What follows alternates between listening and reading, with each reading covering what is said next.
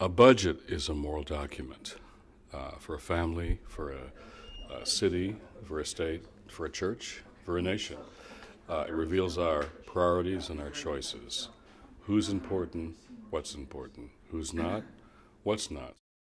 The proposals from the House are to cut 10.4 million bed nets that keep kids from getting malaria, or vaccinations that just keep kids from getting deadly diseases, or child health, or home heating oil the White House wants to cut.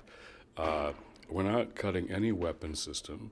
We're not cutting any Pentagon waste or excess, oil and gas subsidies, agribusiness, corporate tax loopholes.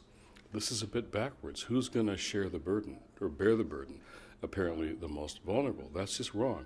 From a faith point of view, you can't justify that. Do we want to say that every line item in the Pentagon budget is necessary to keep us safe and is more important than malaria bed nets? I want them to say that out loud. I think we've built this economy on a whole lot of debt, and I talk to pastors and their members have tens of thousands of dollars in credit card debt, and I've got a 12-year-old and a 7-year-old. I don't want to pass massive debt onto them or my grandkids. But how you cut the deficit is also a moral question. Do you start with the poorest and most vulnerable, or teachers in Wisconsin? I don't think so. Where's the money to start with? It's not there. It's in those things we won't touch and won't talk about. Military spending, 56% of the world's military spending is ours, more than the next 20 countries combined. I don't believe that every line item in that budget is sacred or more important than bed nets for kids who might get malaria otherwise. I don't believe that. So David Cameron, who is the British Prime Minister, a conservative, has austerity spending. He's protecting his development spending, 0.7% of their budget, by postponing a Trident submarine.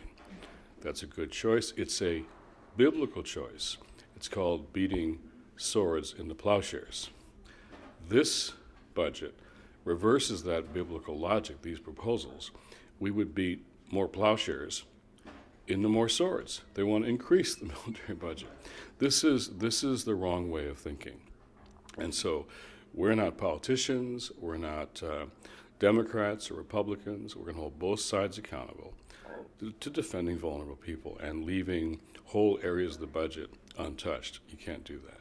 I'm an evangelical, but love Catholic social teaching, and all of our churches. I think the right to collective bargaining, defend the rights of workers, these are important issues. But at a deeper level, again, do you start to solve your deficit by squeezing teachers, police officers, and firefighters? I don't think so. Why is it that those in the middle and the bottom are being blamed for all this? Are we blaming our deficit on public employees unions? The numbers just don't add up here, Let's talk about the Pentagon budget. Let's talk about corporate subsidies, corporate tax loopholes, tax cuts and breaks over and over for the wealthiest. Let's talk about those things too. After all, what would Jesus cut?